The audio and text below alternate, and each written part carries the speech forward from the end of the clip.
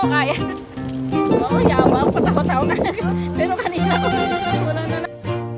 At yun nga, nakarenta kami ng motor at e-bike. Yung nag-offer po sa amin yan ay yung hotel na pinagstayhan namin sa Blessed Stay Hotel. Sila nag-offer ng motor at e-bike. Bali yung motor po ay 400 tapos yung e-bike is 500 per day. Pero pag may lisensya lang naman, mas maganda ng motor. Kasi pag e-bike, pag nalobat, ibabalik mo naman doon at saka kukuha ka naman ng battery. Mag-charge naman yung battery. Pero okay lang, marami naman silang battery. Pero hassle lang pabalik-balik pa. Kasi pag motor, diretso na kaagad.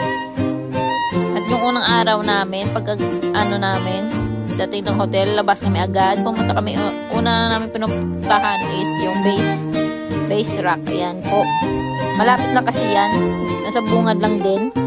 At saka sikat na sikat yan sa TikTok. Kaya yun yung unahan namin. Pero actually, nung pumunta kami, hindi kami napapawaw pa. Kasi syempre siguro dahil sa pagod, init. Kaya parang nagsabi lang ito lang, dagat lang. Pero yung bato lang. Pero actually, maganda pala dyan kasi malinaw talaga yung tubig dyan. And then, pagkatapos namin dyan, umalis na kami. Picture muna kami konti. TikTok lang kami saglit. Tapos, pumunta kami sa may, Beauty Cave. Nung pagpunta namin doon, 5, sarado na.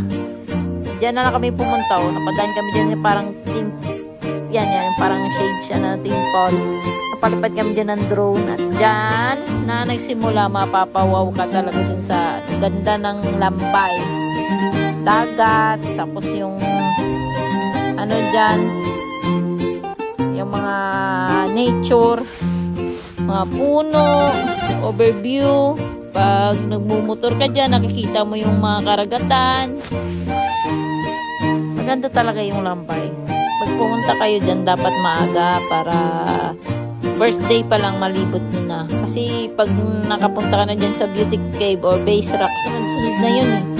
Sunod-sunod na yung mga galaan yun. May makita kayong babaan nyo agad. Kasi yun eh, mga tourist spot nila.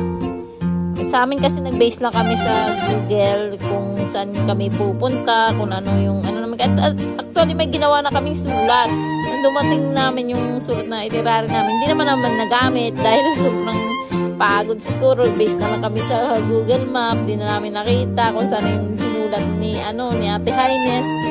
At dyan, actually maganda naman dyan, pagod lang talaga. Pagod lang yung biyahe kasi syempre malayo pa kami, galing Sinchu pa kami, Shinfeng. Kaya medyo pagod sa biyahe. Pero masaya. Alam nyo, sa lahat ng gala, masaya talaga. Basta masaya na yung lahat.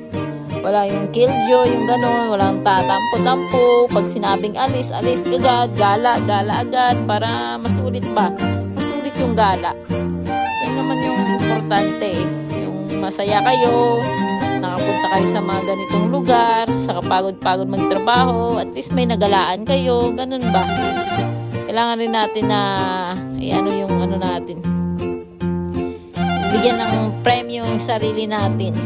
Diyan, dahil gabi na, wala na kami masyadong puntan, wala pa kaming alam. Diyan, dumami kami sa taas lang din, sa dulo lang ng Beauty Cave.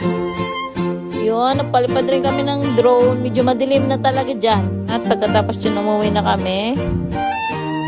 Pagkatapos namin palipad dyan, sa baba dyan may magandang restaurant din. Pero si Days, muna kami restaurant. Umuwi muna kami at nagpalit bago pumunta doon. Yan lang muna for that day. Pero nung gabi nag-restaurant pa kami yan.